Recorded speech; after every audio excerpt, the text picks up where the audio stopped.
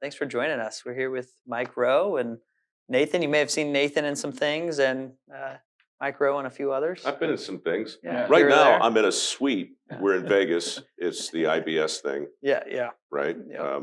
Which, I mean, it's just like this event is an event in search of a consistent acronym. Right? We've been searching. Yeah. I mean, We're still searching. Yeah. So I was here a year ago, gave some sort of talk. We became friends. Yeah. Diggs has developed this incredible AI-driven software. Yeah. And I don't know a lot about tech, but I know something about tools. And I know when people see a tool that captures their imagination, cool things usually happen. Yeah. So I don't have a crystal ball, but I'm betting you're onto something, and I'm wondering, Nathan, if you've had a chance to use it, interact with it, maybe you can talk about it. I have. I can Yeah. talk about it. They, Ryan and Ty bumped into me again a year ago, like you said, at this show, giving me their spill on it, and I loved it.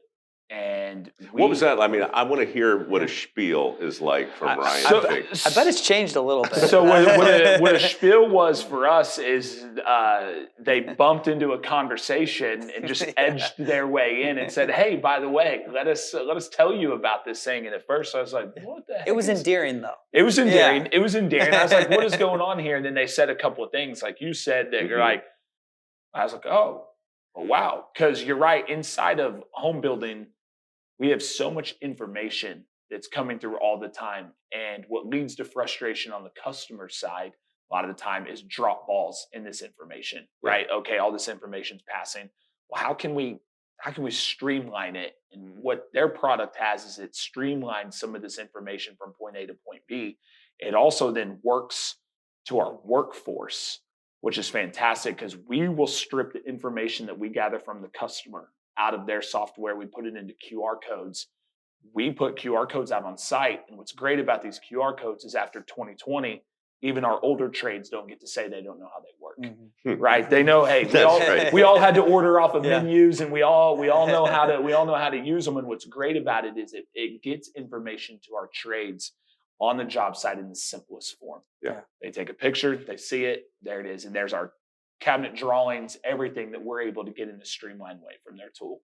You're in Oklahoma. I'm in Oklahoma. What's the name of the company? MassaRossa Luxury Homes. I love it. How?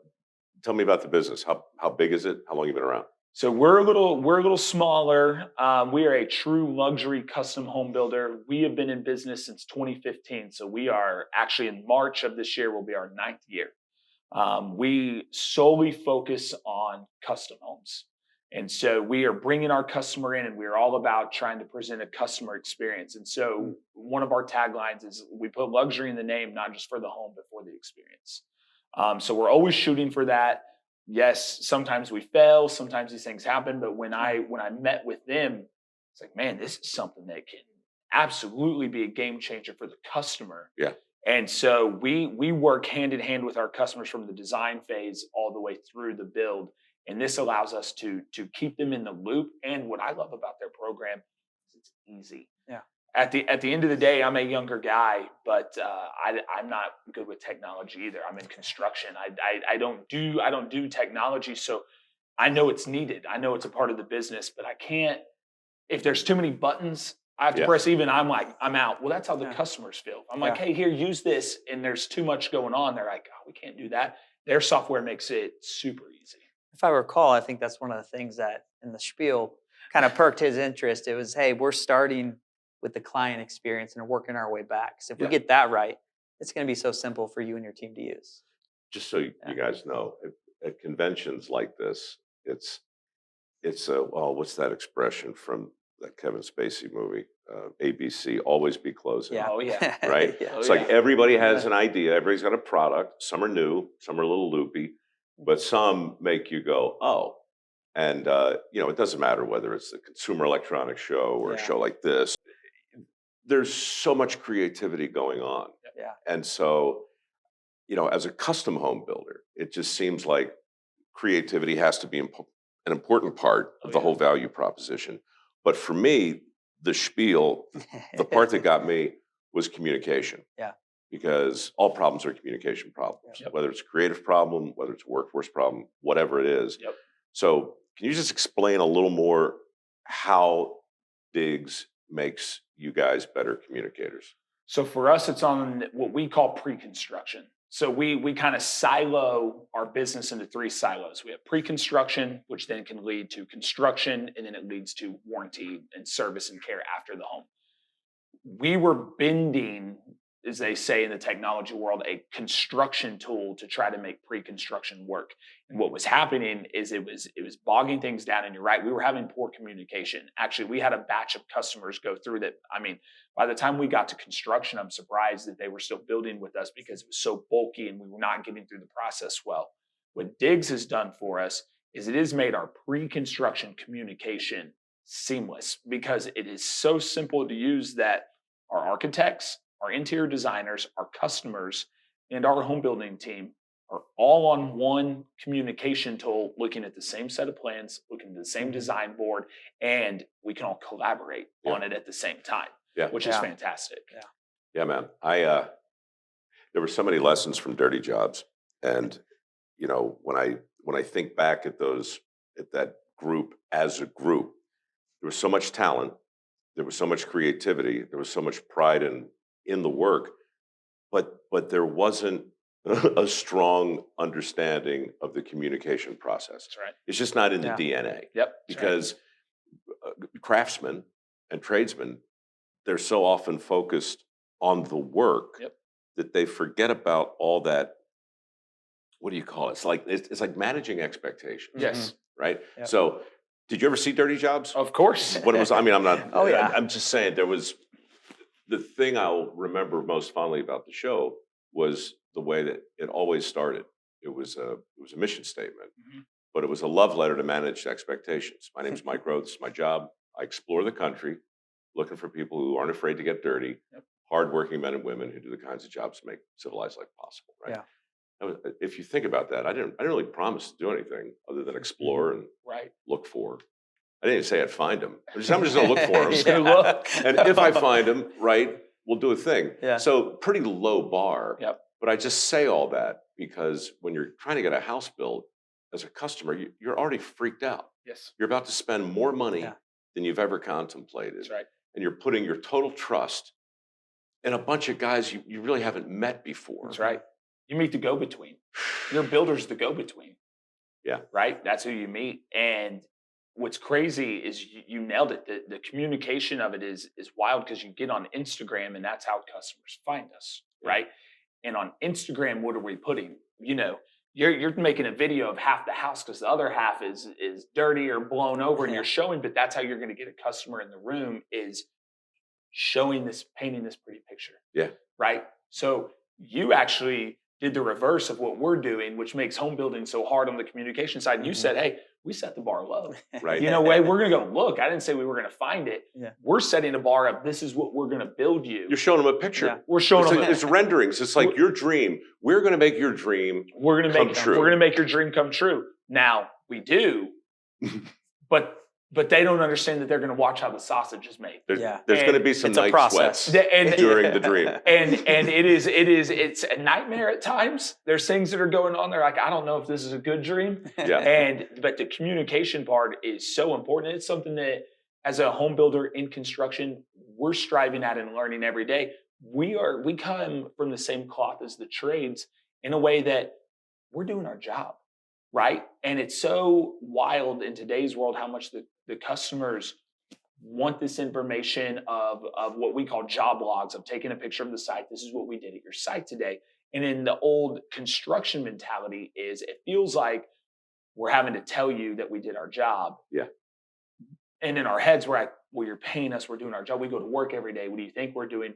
But communicating this to the customers is the most important thing that we can do. And it's taken a lot of us a lot of time to learn this and try to get this out and express to these customers what we're doing on a day-to-day basis. Yeah, because a homeowner will build, like, this might be one or a couple of homes in their lifetime. And so it's such a special moment. So those updates is just really exciting for them to say, okay, there's progress, there's transparency.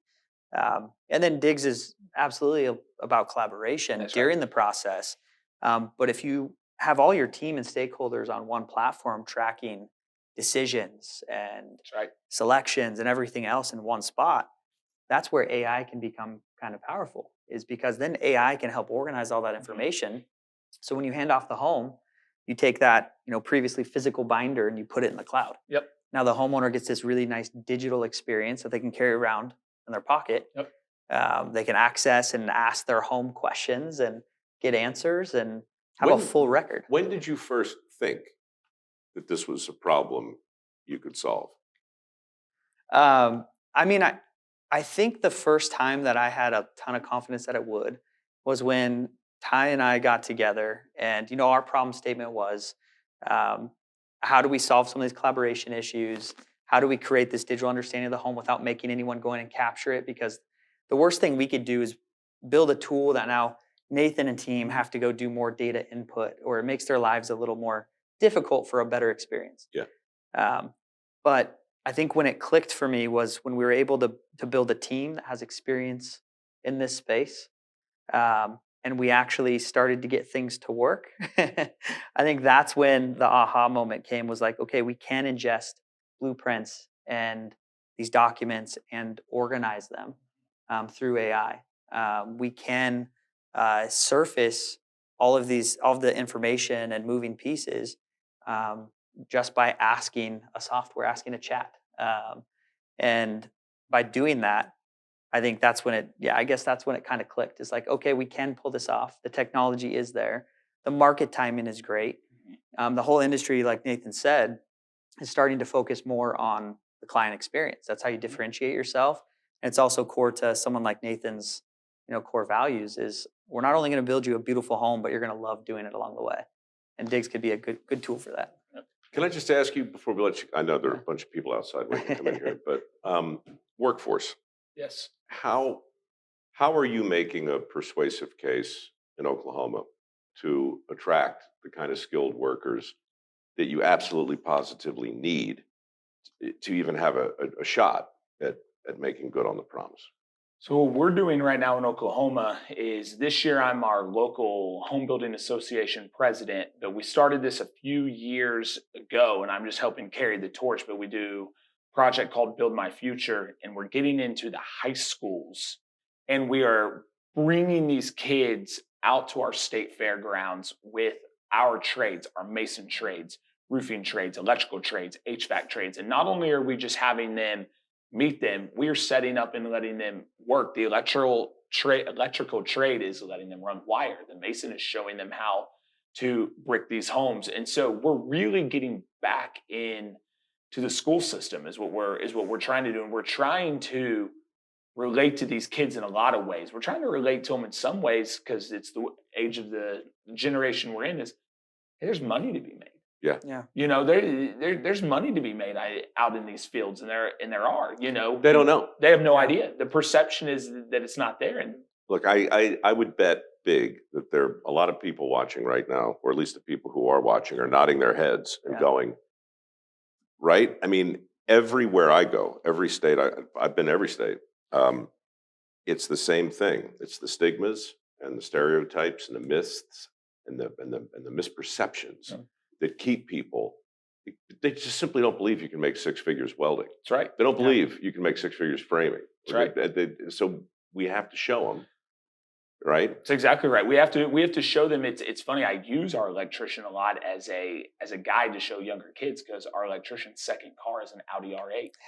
Yeah. And I'm like, he drives an Audi R8. Like, this is what can be done in the trades. And then, hey, do you want to go to college and come out $50,000, $100,000, $150,000 in student loan debt? Or do you want to go work for the electrician right now and make $25 an hour to be taught how to become an electrician? And this was blowing these kids' minds. I was standing there at the booth and they're like, so we go to Votech, then we get paid this.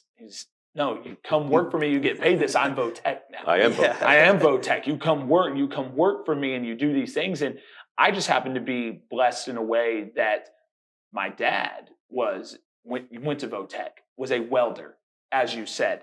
And he welded aluminum horse trailers, and he did that for a long time. And then he opened his own aluminum horse trailer business, and I got to witness what working with your hands can do and what it can lead to. And so I was blessed that way, and I want to be able to pass that on to the younger generation, because we have to have it. We have such a gap from the 80s and 90s when we kind of stopped pushing these things, and we are now paying for that. When I say we, I also mean the customer base. The customer base is saying, why is it so expensive? And I don't think the quality stands up to what it costs. Yeah. And they're right.